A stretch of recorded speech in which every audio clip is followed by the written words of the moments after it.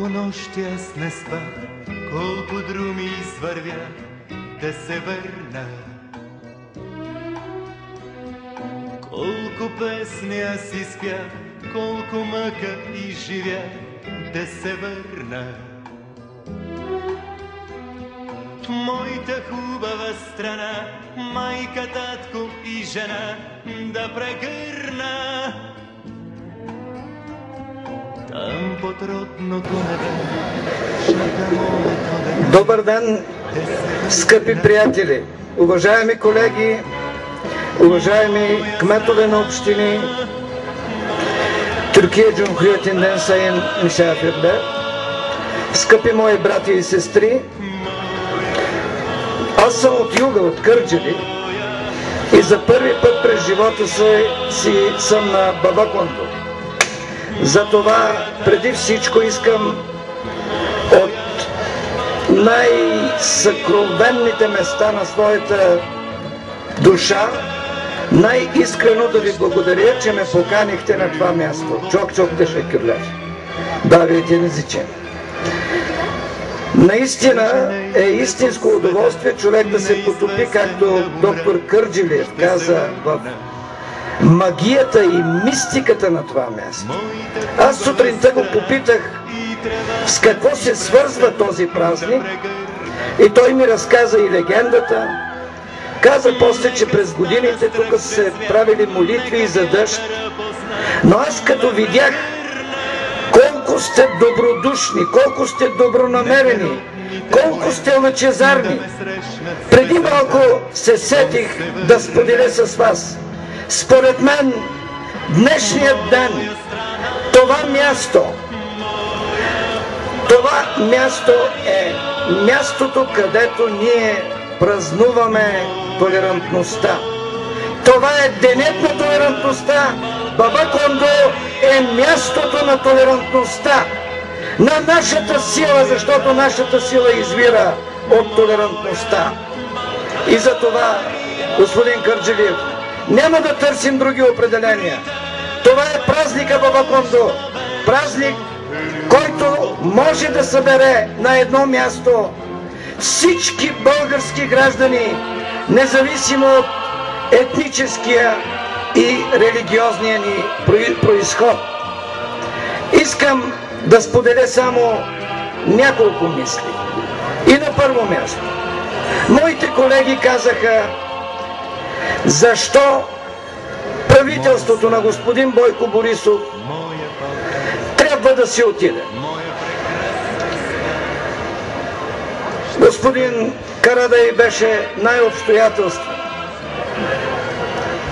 Аз обаче ще добавя само едно нещо.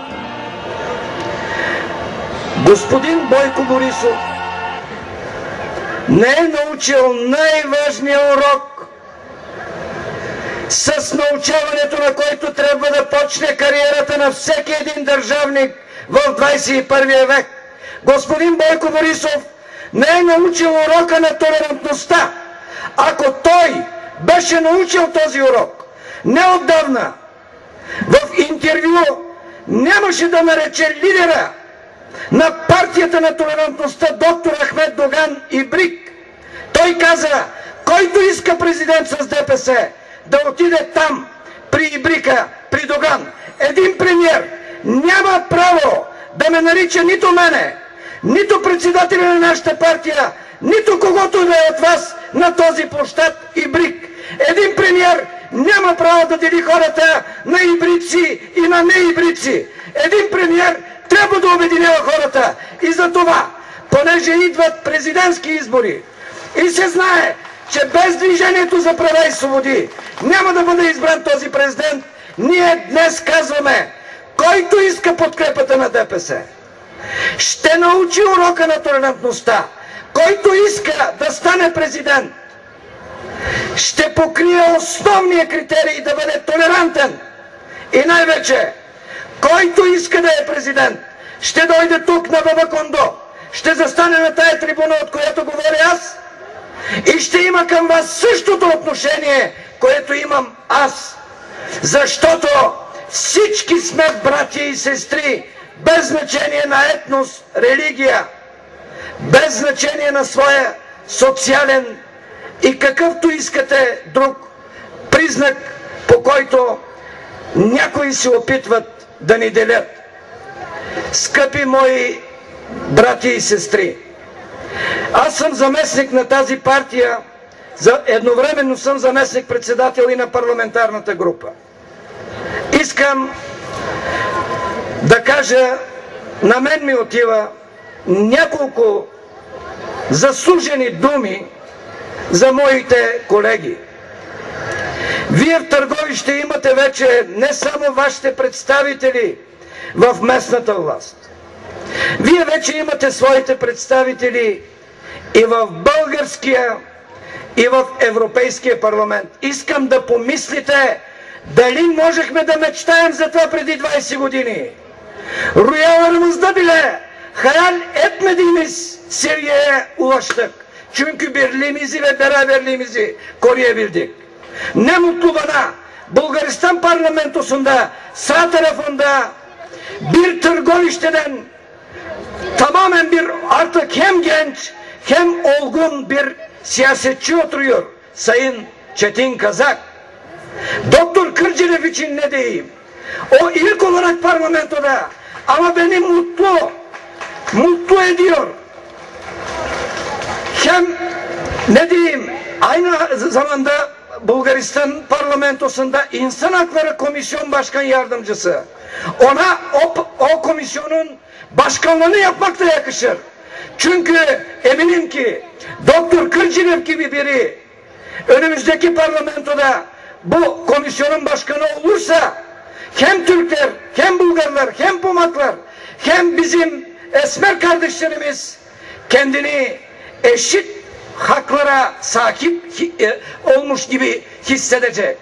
Çünkü partimizin temelinde budur, felsefe temeli budur. Tabii ki Erdoğan Ahmedov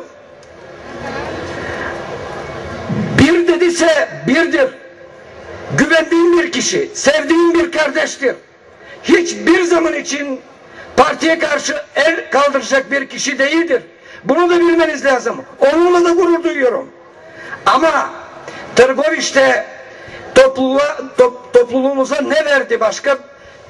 Tabii ki bize verdiği destekle. Metin Kazak ilk olarak Avrupa Parlamentosu'nda Müslüman ismi taşıyan birinci milletvekili oldu. Bundan başka ne istiyoruz? Какво да искаме повече? Само че има политически сили и не само политически, на които това им изглежда множко. И вече имат планове как да разделят Движението за права и свободи, как да го обезсилят движението и да ни свалят от политическата сцена. Действат и с външни, напоследък, за съжаление, и с вътрешни сили, опитват се да превземат калето отвътре. Искам в заключение в тази връзка да ви предам едно много кратко, но много ясно послание на нашия лидер доktор Ahmet Doğan. Sayın Ahmet Doğan sizleri selamlıyor. Aynı anda bak ne dedi. O partiyi bölmek isteyen kişiler kötü amacına ulaşamayacak. Nedenini anlat milletimize Sayın Mestan dedi.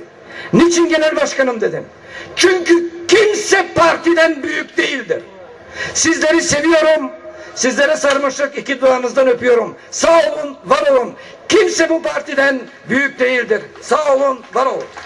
Дошли на традиционалния събор, където и аз се чувствам добре дошъл. Вече традиция почти всяка година да съм заедно на този великолепен празник, за което благодаря на тук местното ръководство на Движението за права и свободи на нашата партия, и с която партия, знаете, че аз съм още от 1991 година, от първите демократични парламентарни избори. Така че ги поздравявам от все сърце и желая на всички успех. Успеха на ДПС е наш успех. Наш всеобщ успех. Аз съм щастието за любовта